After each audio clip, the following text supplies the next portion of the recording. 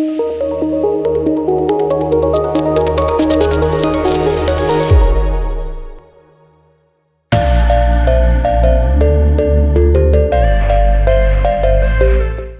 this is Gaurav here from DEC. I am bringing here the most updated news from CIC this week. तो आज जैसे कि हम सबको पता है कि IRCC ने नई एग्ज़ाम्स अलाउड कर दी है STS स्टूडेंट वीज़ाज के लिए।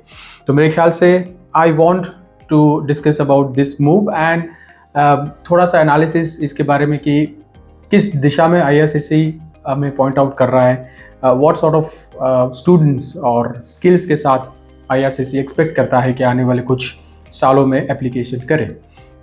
मेरे पास यहाँ पे कुछ डेटा है एंड जिसके बेसिस पे कुछ हम एनालिसिस करेंगे ये न्यूज़ के बारे में। सबसे पहले मैं थोड़ा सा बैकग्राउंड बता देना चाहता हूँ कि SDS और नॉन SDS क्या है।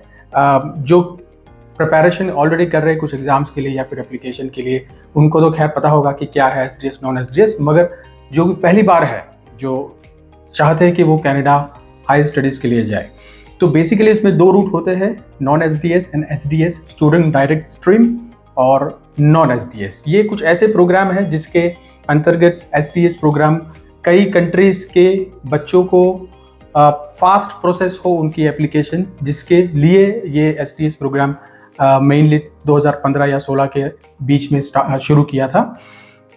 इसका मुख्य उद्देश्य ये है कि जल्द से जल्द प्रोसेसिंग हो, करीब करीब 20 वर्किंग डे में एंड कम से कम डॉक्यूमेंटेशन के अंदर। तो ये चीज़ SDS में आती है।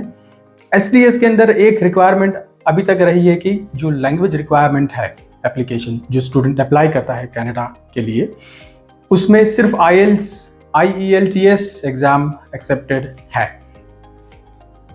रिसेंट न्यूज़ के हिसाब से ये है कि IELTS के अलावा 3 और एग्ज़ाम्स अब एक्सेप्ट करेगी IRCC, जिसके लिए ये अपडेट मैं मानता हूँ कि बहुत इंपॉर्टेंट है। काफ़ी टाइम से हम ये चीज़ों के बारे में डिस्कस कर रहे हैं कि IRCC क्या कोई नई एग्ज़ाम्स इंट्रोड्यूस करेगी या नहीं करेगी। यही चीज़ है कनाडा PR परमानेंट रेसिडेंस की एप्लीकेशन के लिए भी।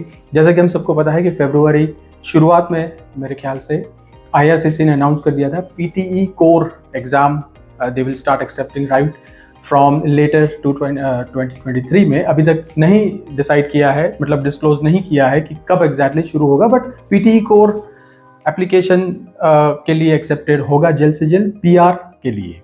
बट उससे पहले जो न्यूज़ आ रहे हैं, जो कंफर्म न्यूज़ है, उसमें यह है कि 3 और एग्ज़ाम्स कनाडा SDS के अंदर एक्सेप्टेड हो चुकी है IELTS के अलावा, जिसमें से सबसे पहली है PTE एकेडमिक, दूसरी है TOEFL, तीसरी है CAL एंड उसके अलावा आप सेल्पिप को भी कंसिडर कर सकते हैं। हालांकि मैं अभी उसको अलग रखूंगा। जो मुख्य रूप से हमें एग्जाम्स की डिस्कशन करनी है वो है PTE, TOEFL और CAL अलावा IELTS के अलावा।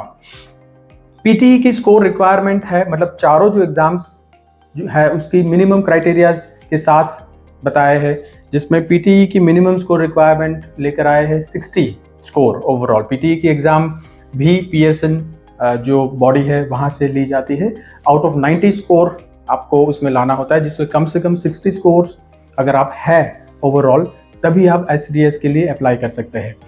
सेकंड है TOEFL, 83 ओवरऑल स्कोर रिक्वायरमेंट है अगेन फॉर SDS। तीसरी है CAL एग्ज़ाम, इसमें भी 60 ओवरऑल डिमांड है SDS स्टूडेंट के लिए। अब हम थोड़ा सा एनालिसिस करें इसके अंदर IELTS की जो रिक्वायरमेंट है, हालांकि उसमें कोई चेंजेस नहीं हुए, जो कि है ओवरऑल 6 बैंड्स। वेल, जो पॉजिटिव साइड है इसकी, उसमें यह है कि IELTS की जो मिनिमम स्कोर था no less than 6 bands in each module, ये अब कंपलसरी नहीं है।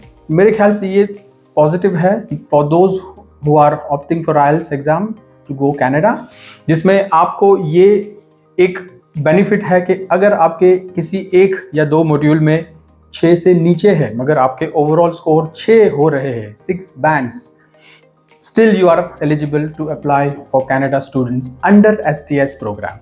जबकि PTE, TOEFL एंड CAL जो ये 3 एग्जाम्स इंट्रोड्यूस हुई है, मेरे ख्याल से ये भी एक पॉजिटिव मूव है। एक डेमोक्रेटिक कंट्री में आपको ऑप्शंस होने चाहिए, किसी भी चीज़ की मोनोपोली नहीं मैं मानता हूँ कि होनी चाहिए। तो कैनेडियन गवर्नमेंट ने अब ऑप्शंस देने शुरू कर दिए हैं, नॉट ओनली IELTS बट आपके पास 3 और एग्जाम्स है आप चूज कर सकते हो कौन सी एग्जाम आप दे सकते हैं। और अगर उनकी रिक्वायरमेंट देखें, उनके साथ साथ जो इंट्रोड्यूस हुई है नई एग्जाम, उनके मिनिमम स्कोर को भी हम ध्यान में रखें तो थोड़ा सा हमें ये जानने को मिलता है कि जो ये रिक्वायरमेंट है पीटीई जैसे कि 60 मिनिमम स्कोर, ये आइल्स के स्कोर के बराबर 6.5 बैंड्स है। अब ये पीटीई के वेबसाइट पे ही हमें मिलेगा कि पीटीई के कितने स्कोर के बराबर आइल्स के कितने स्कोर्स है। तो बेसिकली आउट ऑफ 90 46 पीटीई के स्कोर अगर आपके आते हैं तो that is equivalent to 6 bands, और अगर पीटीई में 56 स्कोर आते हैं तो that is equivalent to 6.5 bands. जबकि जो नए अपडेट रूल्स के हिसाब से जो एक्सेप्ट हो चुकी है पीटीई, उसकी मिनिमम रिक्वायरमेंट है 60। उसका मतलब ये है कि आइल्स 6.5 से लेकर 7 बैंड्स के बीच में आपको स्कोर करना है अगर आप पीटीई ऑप्ट करते हैं। तो सेम चीज़ हमने पाई टॉफेल के लिए भी। टॉफेल के लिए हम देख पा रहे हैं 83 मिनिमम स्कोर है जो कि एक्सेप्टेड है अब एसडीएस के अंडर में। हालांकि 83 की इक्विवेलेंसी आइल्स के हिसाब से अगेन 6.5 से 7 बैंड्स है, जबकि टॉफेल की 6 बैंड की इक्विवेलेंसी अगर चेक करें मार्क्स तो वो 60 होते हैं, जबकि टॉफेल की मिनिमम स्कोर ओवरऑल जो बताई गई है लेटेस्ट अपडेट में वो है 83, which is more than 6.5 bands for IELTS. And same for CAEL में what they are requiring is 60 score again minimum, which is equivalent to exact 6.5 in IELTS। और IELTS की बात करें तो 6 bands itself, that too overall अगर 1 या 2 में आपके 5 है, मान ले 5.5 है 2 में और 2 में 6.5 है, तो that gives you overall 6 bands and you are still eligible for SDS student visa application for Canada। तो मेरे ख्याल से ये थोड़ा सा पॉजिटिव भी है कि काफ़ी सारी एग्जाम्स अब ऑप्शंस है बच्चों के लिए अदर देन आइल्स। उसके सामने ये भी देखना है कि आइल्स की जो रिक्वायरमेंट है उसमें कोई बदलाव नहीं हुआ है। हालांकि उसमें ऊपर से थोड़ा सा आपको लिबर्टी मिली है कि you can have little less score in other modules, but overall आपके 6 बैंड होने चाहिए। ये देखने के बाद थोड़ा सा हमें ये लग रहा है कि आईआरसीसी नहीं चाहता है कि आइल्स की जो इंटीग्रिटी आज तक रही है उसके बराबर अभी भी कोई एग्जाम्स है। यही तो उसका मतलब है, क्योंकि आइल्स की जो इंटीग्रिटी या जो भी उनकी डिलीवरी रही है, जो सिक्योरिटी रही है पिछले 35 साल में, उसके सामने जितनी भी एग्जाम्स आई है वो कहीं ना कहीं मिस हुए हैं डिलीवर करने में, चाहे वो टॉफेल हो या फिर पीटीई हो। यही शायद कारण हो सकता है कि अभी भी आईआरसीसी को इतना विश्वास नहीं है जितना आइल्स एग्जाम पे है बाकी एग्जाम के ऊपर।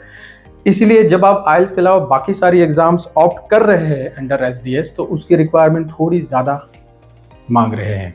तो थोड़ा सा यही मुझे तो अंदाज़ा लग रहा है कि आइल्स के ऊपर अभी भी उतना भरोसा है आईआरसीसी के ऊपर, मगर हाँ बाकी एग्जाम्स को भी ये मौका देना चाहते हैं। हो सकता है आने वाले टाइम में अगर स्टैटिस्टिक्स अलाउ करेंगे तो इन एग्जाम्स में के स्कोर में भी कुछ परिवर्तन हो पाए, मगर फिलहाल के लिए जो हम देख रहे हैं आइल्स में थोड़ी सी लिबर्टी अब अलाउ हो गई है under SDS student Canada visa. उसके साथ साथ बाकी एग्जाम्स को भी इंट्रोड्यूस किया है, हालांकि उसमें स्कोर रिक्वायरमेंट ज़्यादा है आइल्स के कंपेयर में।